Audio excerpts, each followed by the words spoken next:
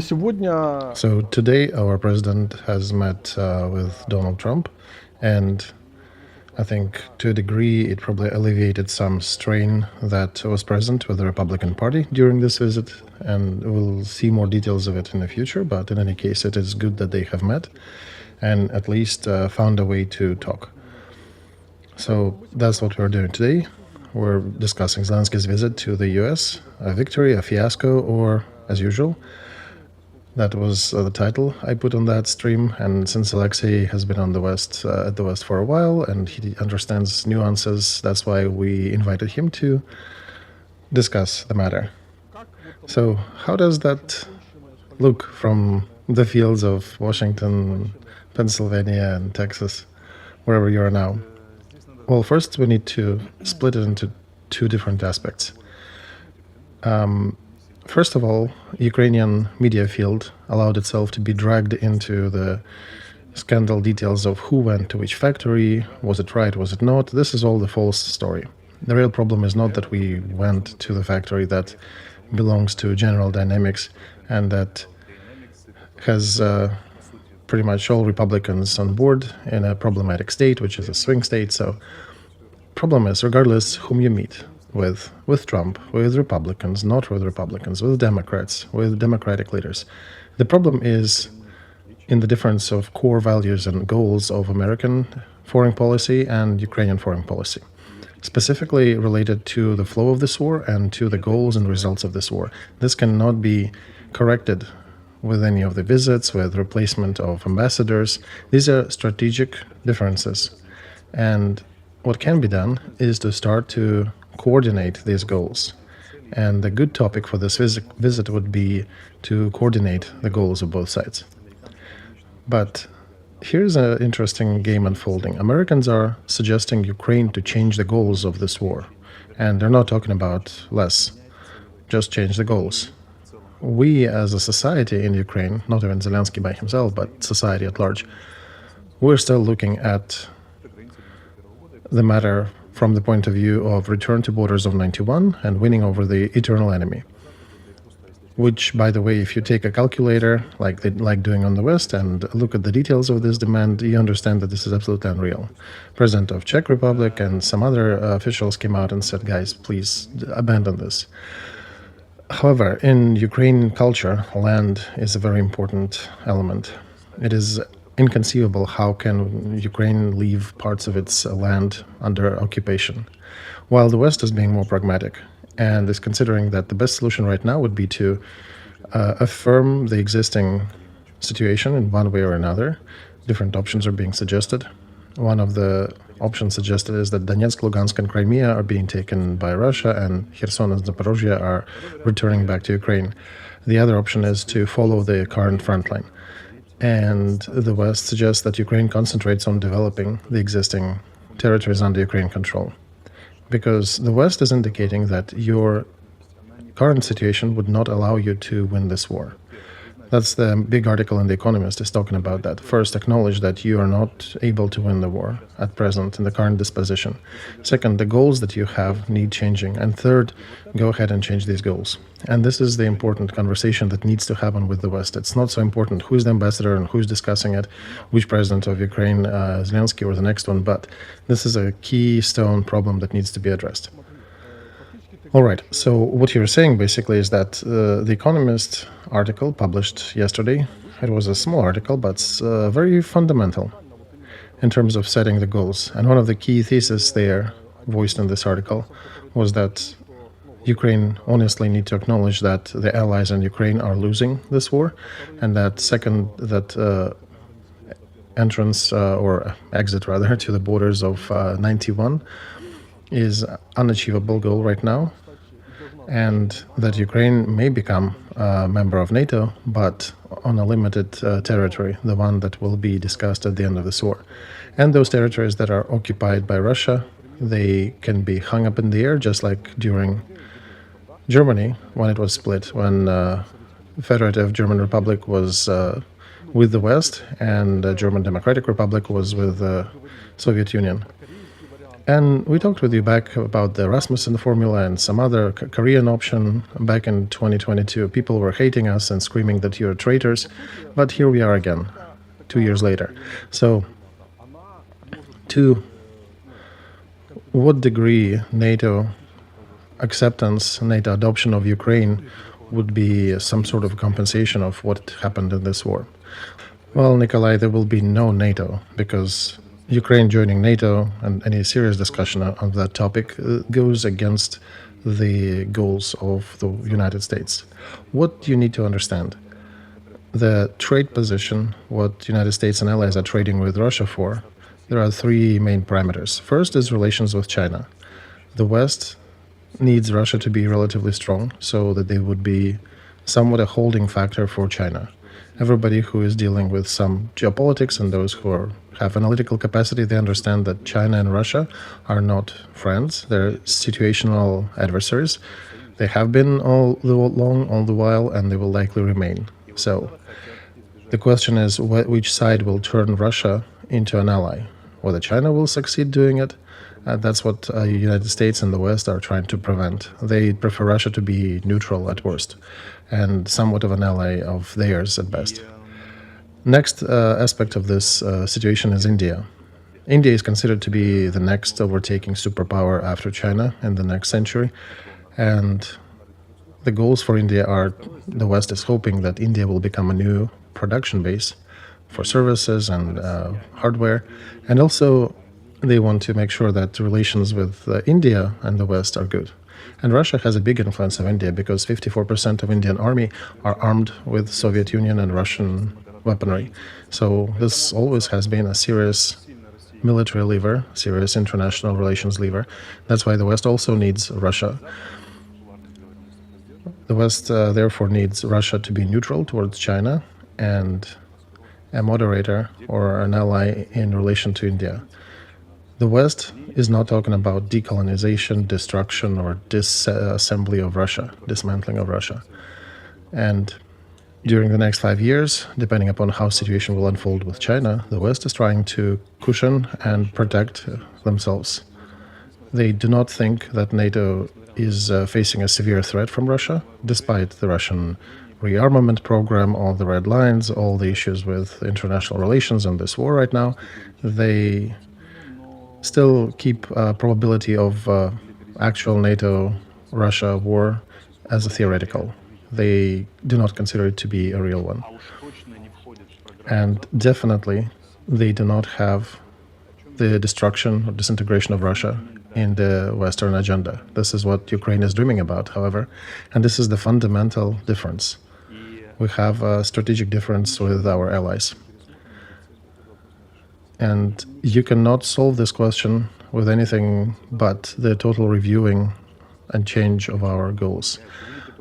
But the West, oh, by the way, and also great Turan, the Turkish-speaking peoples.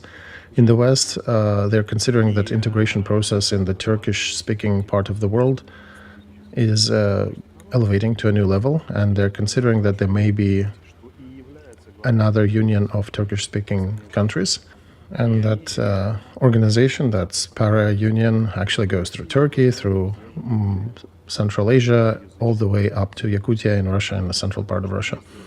So they also are looking at Turkish-speaking countries as another world, as another group of countries. And this situation can unfold in different ways, where Turkish-speaking countries become more of an ally of China, that is a concern for the West, or become more of an ally for the West, that is more preferential. And this is the global angle that is being played. And here is Ukraine coming in and saying, well, hang on, now we'll disintegrate and destroy Russia, and then what next?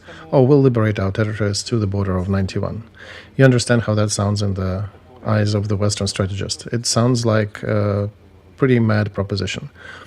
So we have fundamental disconnect with the West, which actually is supplying us up to 80% of our armaments for this war. And here we have a question.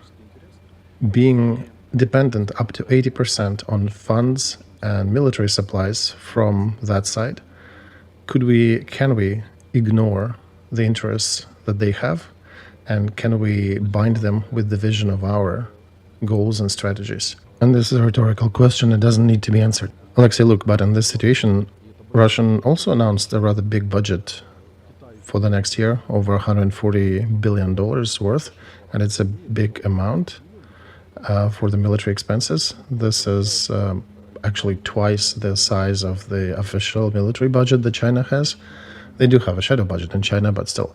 That implies that China and Russia jointly, if they ever join, their military budget would be about 50% of the United States, which is significant, given that in some aspects, both Russia and China have interesting technological developments. And the West, of course, has its own military technologies. But in parallel with that, Putin, on his Security Council, also announced that nuclear arms and the change of nuclear doctrine that Russia will be conducting. And this sounded like an alarm and like a threat. He did indicate that it is in relation to Ukraine, and the change implies that if a non-nuclear country is being backed up by a nuclear country and it fights against Russia, then Russia new doctrine would allow it to use nukes on that non-nuclear country. And this is what is being discussed in our media and in the West, the nuclear doctrine change in Russia. So in this context, what I want to ask you is, on one hand, Putin is definitely trying to fearmonger, or maybe not even really scare, but he's just playing the information agenda that enters pretty well facing November elections in America, because Trump and other candidates will be picking up this discussion, and this allows him to manipulate American public opinion. On the other hand, I guess we cannot completely discard it because of what and how Putin was behaving during the last 20 years in relation to Ukraine. So do you think there is a dissonance, a discord in the West when, on one hand, Russia is not being written off as possible ally, same as Stalin was not being written off in the fight with Hitler, but on the other hand, who said that Putin will not become berserk at some point, if we can use that, and would not go and join a full-blooded union with China? There is no guarantee for that, right? That's why the struggle for Putin and Russia is so intense. And Putin is aware of that. Factually, Russia is now conducting a politics of multi-vector approach, getting bonuses from China, from India, from Turkish countries, and even from the West. Look, what Putin has done in this war, he frankly had achieved his main goals, which was to convince the West that the world is multipolar. Because until February of 22, from the point of view of Americans, the world was a unipolar world. And during the Trump and Kamala debates, she actually confirmed that. There was a moment there when Trump said that he'll be negotiating with Putin and Ukraine. She lost the mask of a professional and smart woman and basically expressed that what the heck, we do not owe it to anyone to agree there with anyone, to discuss that with anyone. So they still think of themselves as the sole leader of the world who doesn't need to negotiate with a lot on that part of American politics. And Putin is using the global situation. He is getting a strong negotiating position that was also supported loosely, but still supported by the global South. And he led the West to a new discussion, to a probability of new Yalta agreements facing the possibility of the Third World War otherwise. And who owns Pokrovsk doesn't matter on the strategic level, although it's important for us in Ukraine. The West generally considers Putin to be a rational person, but they cannot exclude that he will go berserk, or whoever comes after him. That's why they're still preparing for a possible conflict with Russia. But as for the real war between NATO and Russia, this is more in the world of theory. They're not really considering it as a hardcore possibility. I think Petrus from Germany came out and said that I'm not going to comment Putin's statement about possible change of nuclear doctrine because Germany is not the mouthpiece of Russia and doesn't want to battle Russian agenda. And President Zelensky, in the meantime, is trying to get a permission from the West to use the long-range weaponry on the territory of Russia. And this is the strongest factor that can actually disable a bunch of Russian military infrastructure, of airfields, warehouses, command outposts, including early warning systems. That includes also nuclear umbrella, and cause strategic damage to Russian Federation. Strategic is the one that cannot be easily remedied, or the one that would take decades to remedy, which Russia cannot afford at the moment when they're discussing so many things and their role in the bigger world, and therefore they're conducting this Security Council meeting and trying to push back, saying that if the missiles start flying, we cannot exclude us using nukes on territory of Ukraine. But this is an element of trade. The trade never stopped, even during the Cold War, and it's not stopping right now. So these negotiations are still going on. They're still sending official signals to the media about the borders and limits of their agreeability, but basic conditions and basic positions to negotiate. But overall, this position on the board is not changing. So the West still tries to hold Russia so that it doesn't become a satellite, an ally of China, and they still want Russia to be their mediator with India. And one way or another, I think they will figure a way how to trade that, because one way or another, the strategic benefits for Russia also lie in the trade with the West. They do not put it as a goal to fight a hot war with the West. Their goal to even starting this war was to show the red line that Russia will be using armed forces to defend its interests if somebody crosses that red line in relation to Ukraine joining NATO. And the West was not ready to use military, and that's why we're losing this war. And now the West is reviving its military infrastructure, and that's why it's also pressing on Russia and is ready to exert certain pressure to achieve the position they want. And this is the result of this conflict, that Russia at large, Putin and his government, got what they wanted, the multipolar world, and the West is looking for their own big interests. And that's why I'm thinking it will end up with a big new Yalta in Europe. So, Alexei, when you were saying that Putin got what he wanted, you're saying it as if it's a given fact. But I think it's too early to discuss, because there is also a big global economic crisis looming over the world that probably will happen in 25. There are also big problems with China, and I think until the balance of power settles down after the possible economic or political or military even conflict with China, it's too early to say what did he achieve. Well, right, we're not talking about the global results, we're just talking about European part of it. What the West wants is this war to stop, to draw some lines. The red line for the West is Russia crossing the Dnieper River. All their strategy is based upon not letting Russia cross it, including, at this point, the possible use of NATO forces. Basically, if Russia gets to Dnieper, NATO has plans to bring their troops to hold the river and to give an ultimatum to Russia about not crossing it. This is a sold story already, and when Macron spilled a little bit of it to the media, that was basically a reflection of the real negotiating components. And de facto, this is the planned element, and this is what NATO troops were training for. They were training for that exact scenario. So nobody completely discarding the possible war with Russia, but it's not being put, nobody's putting war with Russia as the sacred holy war. No, it's not that for the West. It's a trade system. We trade for this, we fight a little bit here, we agree and help each other over there.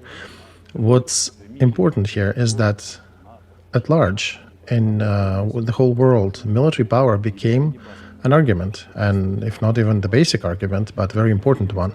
Up until 22nd of February, it was considered, but mostly economic, technological, and other engines were in the focus, not the military power. And now, while the West is generally preparing for the conflict in 27 or 28 with China, Russia, as they see it, needs to be pacified and to be negotiable and to be more of a partner than an adversary, in order that Russia does not join forces with China when the time comes to conflict with China. So look, in this context, Alexei, let's go back to our matter at hand, the main topic of the stream. Trump, during his meeting with Zelensky, said the following.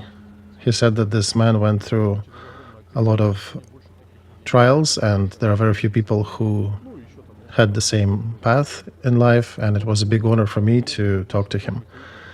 So on the background, there was a cold shower from Republicans on Zelensky's head, but here is Trump talking to him like this. On one hand, it may look strange, but those who follow Trump and his politics, it actually does make sense. He may change his public position rather rapidly.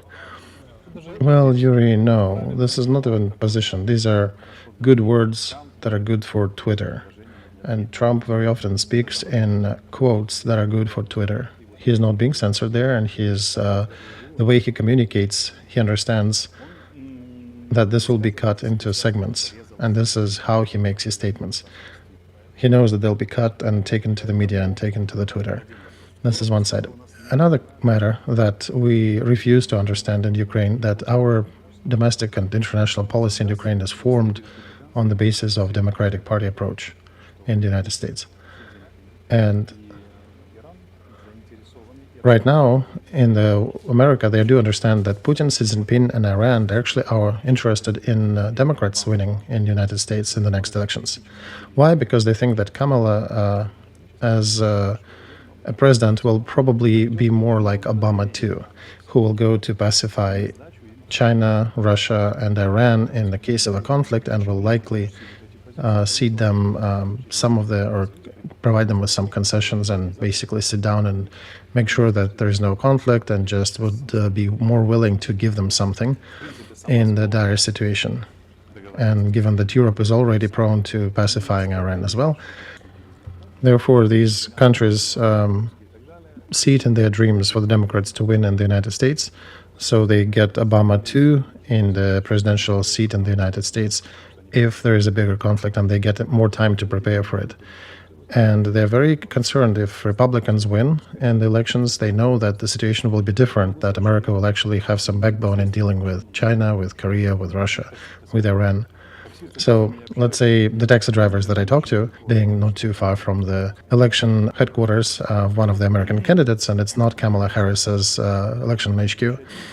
So they're saying, do not pay attention to Trump's public rhetoric. This is just election campaign preliminary and campaign statements and specificity of his character. His strategy is to exert a very hard pressure on Russia, Iran, and China, and make America great again is not about nothing, in order to organize the right political situation where America is the first among equals and is a serious leader. One needs to be a very serious power broker.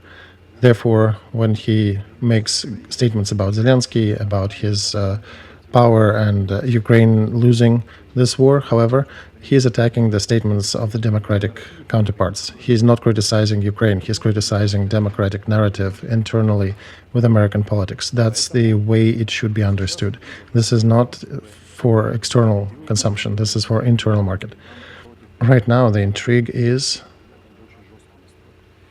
for the Democrats is to win with their reboot, and for the political opponents of America at large on the global arena is for the reboot and Obama 2 project to win.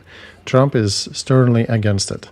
And all Republicans are seeing Kamala's victory as the West leading position and leaving the axis of evil, so-called, to guide and to run this world as they please when America will be bending over. And that's why the right side politics in America is looking at Trump this way, while in Ukraine, our politics is formed in the limelight of the Democratic Party of America. And therefore, Republicans consider Ukrainian power, Ukrainian administration as the instrument and tool of the Democratic Party at large. That's why what we need to do in Ukraine is what is being anxiously expected there. We need to reboot our goals in this war and to start building a more constructive discussion with the West. In reality, Democrats are saying the right words. Biden said a couple times really right words for his Twitter, that we will not let Putin prevail. We will have another Ramstein meeting on the level of presidents, and we will be giving a lot of weapons for Ukraine to hold Russia. So officially, he's making the right statements, because officially this is in the framework of his program for reboot. Trump needs Ukraine to reboot its politics in order to start power brokerage with the power trade and power fight with China, Russia, and Korea. But Democrats want a different situation. And they're saying the right words, but they're stopping us. They are slow walking the supplies. They're looking all right in press, but they're looking really horribly if you look at what is being provided. So the pressure on Ukrainian president is actually being exerted from both sides, from Democrats and from Republican sides. Each of them is looking for their own.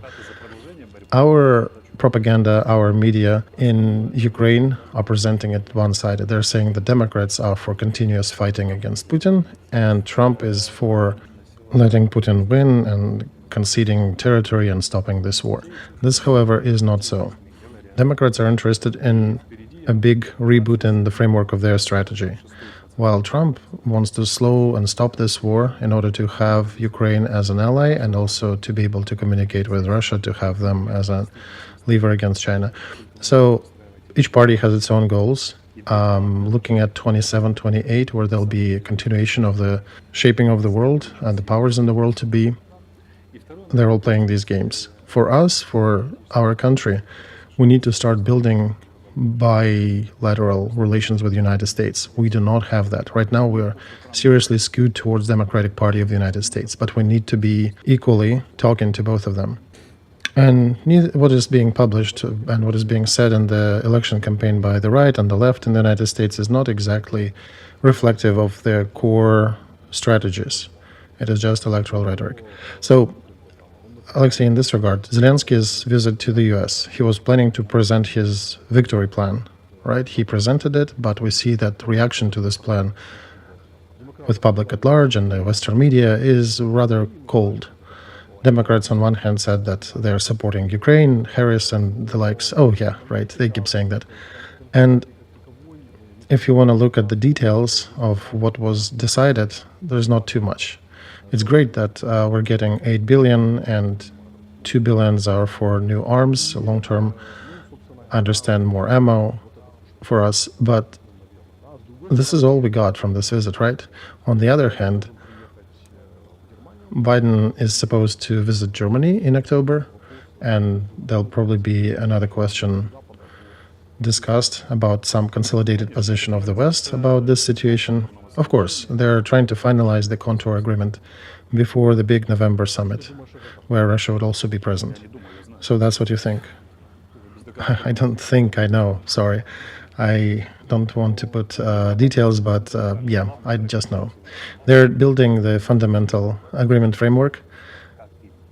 They're discussing how the peace agreement would look like and what principles will it be based upon. It's not a secret that any diplomatic summit is 95% prepared beforehand. And right now, jointly, if we're talking about electoral process in the US, the globalist Democratic Party approach in the United States is being settled with Europe to understand how and what positions will they be standing on in the framework of China, Turan, and other parts, and of course Putin's Russia. Republicans have a different approach, and you can see a lot of serious political clashes between both parties. And here comes the Ukrainian president saying, here we have a peace plan that is being, by the way, treated in the Western media as the list of wishes, not as a plan. And everybody, perhaps softly, but very precisely saying that your plans are different from our plans. Ukrainians, you need to do something about it. Alexei, would you agree with this statement Bogdan is writing in the chat? That Zelensky came to the United States to beg as maximum concessions as he could, more money, more arms, and visit a couple factories, perhaps, if it helped him to do that. But overall, we can say that the visit is a failure. No, this visit is a complex. It's not fully failed visit. It is a complex one, and it was also attempted to be brought into the discussion of American electoral cycle. But the good way to treat this visit is to see that Zelensky first procured additional aid to Ukraine, these 8 billions from those 60 that was assigned to Ukraine, but it took an effort to get it. It's never obvious that he will. Then he also got a immediate 375 worth shells and ammo to Ukraine. He also met and discussed his position with the main political leaders of both parties, with Harris and Trump. So this is not exactly a failure. But the problem of this visit is disconnect between strategic goals that cannot be resolved by visiting, by lobbying, by any negotiations. This can only be resolved by coordinating the underpinning goals of both and values of both sides. This is the problem of this visit. And that you can do not with visit, really. Visit doesn't, you can probably discuss that over the phone. But one of the absolutely not accepted parts of what's important for Ukraine is the borders of 91. They're looking at the actuals and they're saying that this is not possible. And that's why the West is expecting Ukraine to change its official goals in this war and refocus itself on rebuilding its inner efficacy, to grow its military-industrial complex and to start rebuilding itself, and that's not happening. And the second aspect, that Ukraine would start to coordinate more with allies.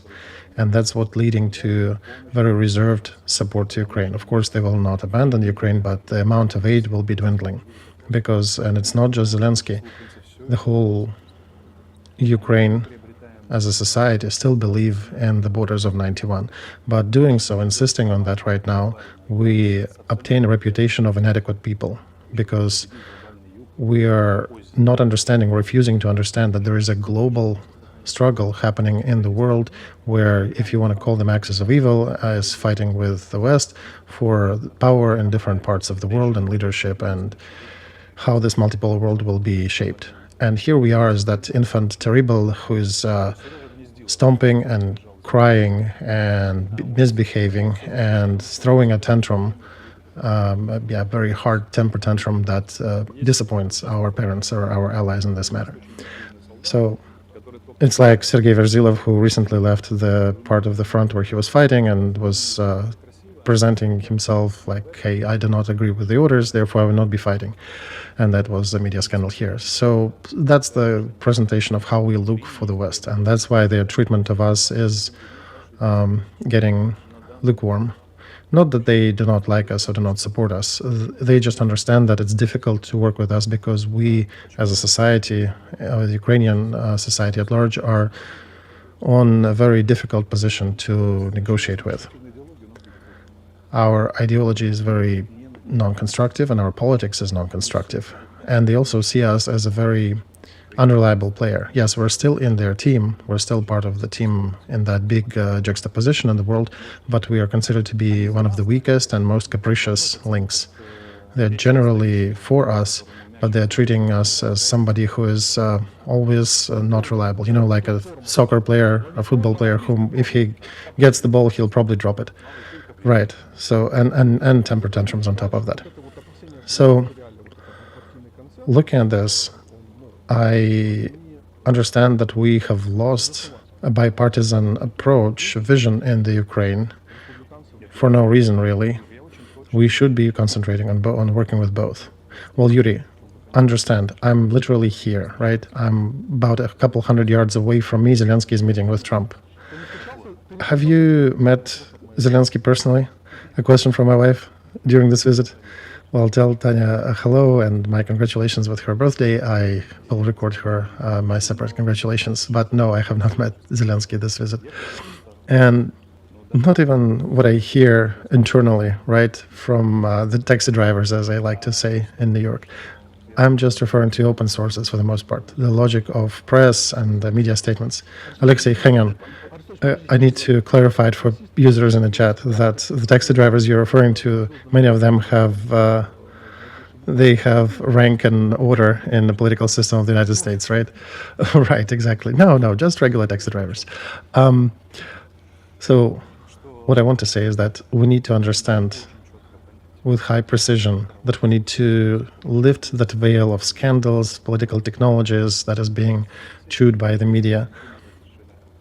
The West does consider Ukraine to be an ally, to be on their own team, not enough of their own to adopt us into the NATO or EU, but still like, those bodyguards in the Game of Thrones, the wall guards. So they're still on our side.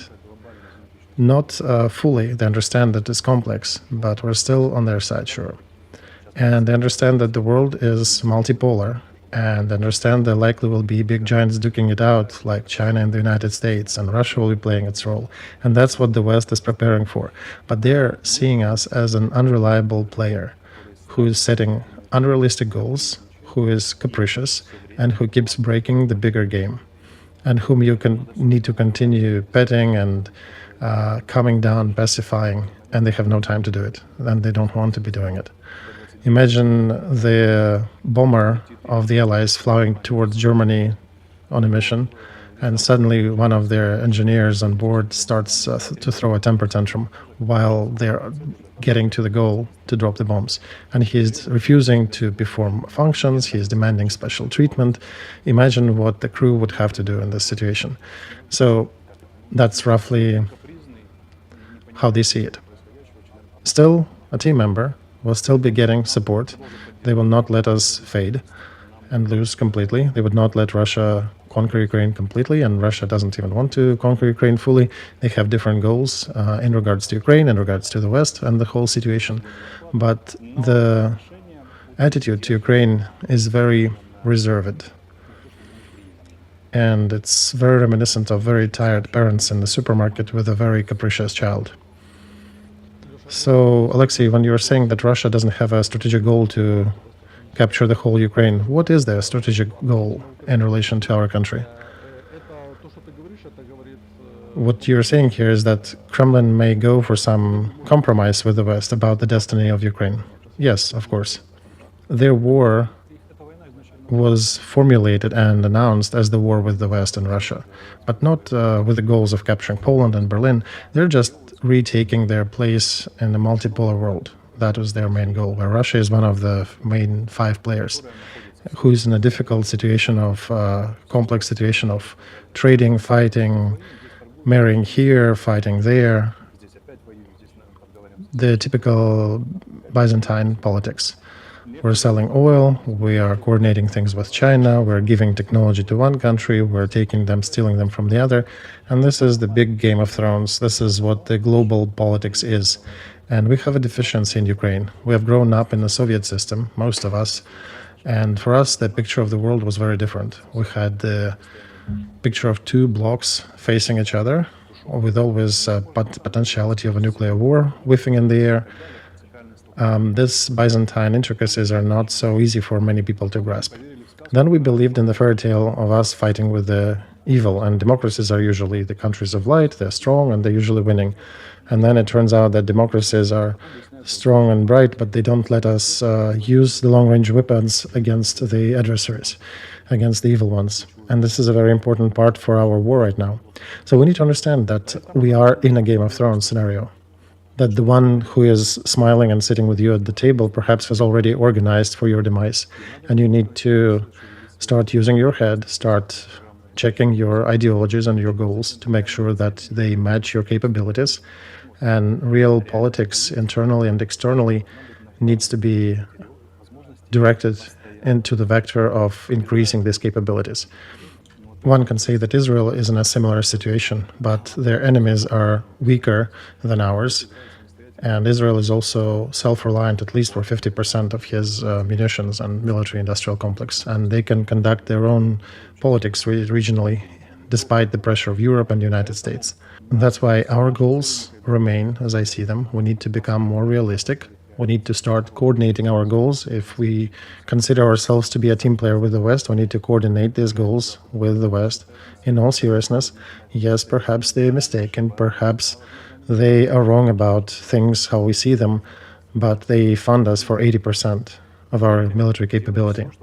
And we need to do everything we can to grow our weight, so in the future negotiations, we will be able to establish our own zone of influence, because Russia is using their capacity to do exactly that. And they're talking with the United States directly. And we are what? We're not even generally invited to that table of discussions. For example, our incursion into Kursk district of Russia, I supported that wholeheartedly.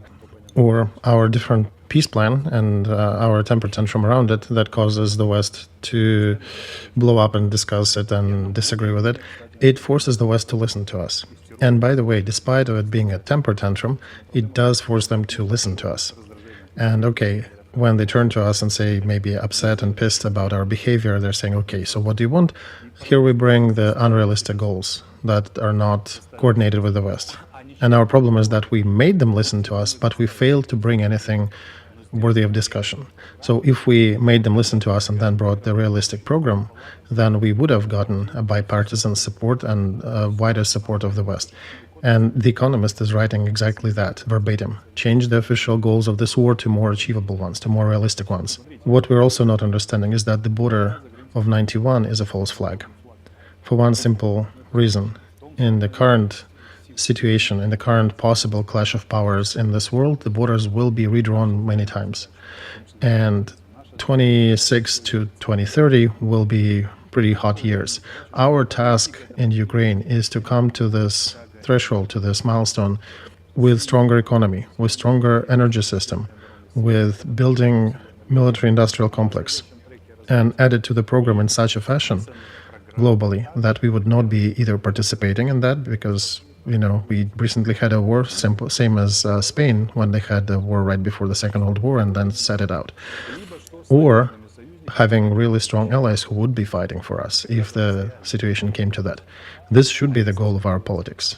But for now, our unreal plans, unreal flags, unreal goals that we bring, they only preclude everybody from the right discussion and from preparing to the bigger political, geopolitical, strategic fight that they're trying to organize to win.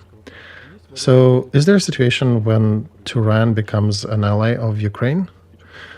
A question from the chat. No, I don't think it's real. I think we can have good relations with them, right? So that would not make us a target for that part of the world. Azerbaijan, Turkey, the countries that are heart of that Turan, a lot of them are post-Soviet, in a post-Soviet space. We have the same language and, the one that we use, let's call it Russian or Chinese, whatever. We have the same history. We understand each other rather well. So we have connections. We just need to make sure that we reinforce them. One of the main weaknesses, I think, that Ukraine made during the last 30 years is that it failed to establish itself with the post-Soviet countries. That we had a lot of scandals with Azerbaijan and many other countries, and we continued squabbling with Azerbaijan, and we're not building relations with Central Asia. The more we have relations with these countries, the lesser is a chance that we will become on opposite sides of a conflict. They will not become our allies, I don't see that, but we can definitely become neutral partners. And this is a key failure of our politics, I think. Masha is also writing here, so leave Russia a corridor to Crimea? Is that what Kremlin is suggesting as a concession? Oh, that they need a corridor, a land corridor to Crimea? Yeah, is that the part of the discussion? That they need to withdraw from Kherson but keep some corridor that goes to Crimea? Right, that could be discussed, that they could have a corridor for civilian vehicles, not for military supplies. This is one of the matters being discussed. And for water, right? So they need to get drinking water to Crimea, as they're not now. Right. And I'm saying just be blunt in the statements. I'll say verbatim here. If we are smart people and our goal is to modernize the country, to build a wide project that is being attractive to a wider group of our citizens that might bring some of them back, we need to go to these agreements. We just need to trade the best situation for them so we can get guarantees to allow us to jump civilizationally and prepare for the next big conflict. Because right now, if that continues on the same vector, we're talking about the demise of Ukraine. We physically will disappear because of our population situation. And in order for us to trade effectively, we need to change our goals of war, to take a position of responsible adult, and make sure that we are backed by some big strategic powers. For example, China, the day before yesterday, came out and said that they need to reestablish their connections with Ukraine. We need to be building these relations so that in the framework of future Yalta, future agreements, I would say that'll probably be a temporary agreement, but still there would be one. And we need to make sure that we get better conditions as a result of it, better agreement as a result of it, that will allow us to reignite the industrial and civilizational capability of our country. This is what we need to do. And for that, you can give water to Crimea, you can do a lot of things, but you need to get the major milestones as a result. And our stubbornness now lies in that we perhaps won't give water to Crimea, but we only will get losses from this contract. And it will be pissing off China and Russia and the United States and Europe. And I wouldn't care if it would piss off our partners and adversaries if it gave us fruit, but it doesn't. It leads us to depopulation, to deindustrialization, to dismantling and failure of the country. That's the problem. There are people asking questions in the chat. Why do you have Nakamoto on your... This is the creator of Bitcoin, right? Why are you wearing this jacket? Oh, I was recently on a Bitcoin conference. And it's also a good dress for the weather that I have here where I am in the United States. So yeah, as some people are saying, they're seeing it as if it's Israeli writing, as if it's Ivrit. No, it might, but it might look like, but it says Satoshi Nakamoto. Okay, let's conclude. I think at 7 p.m. you have a seminar to lead, so you'll have 10 minutes to refresh and yourself. And I think Alexei did explain the current situation to our listeners pretty well. Well, one more thing that I want to mention. Understand that everything that media is telling you about Republicans and Democrats, bringing their quotes, etc., this is all falsity.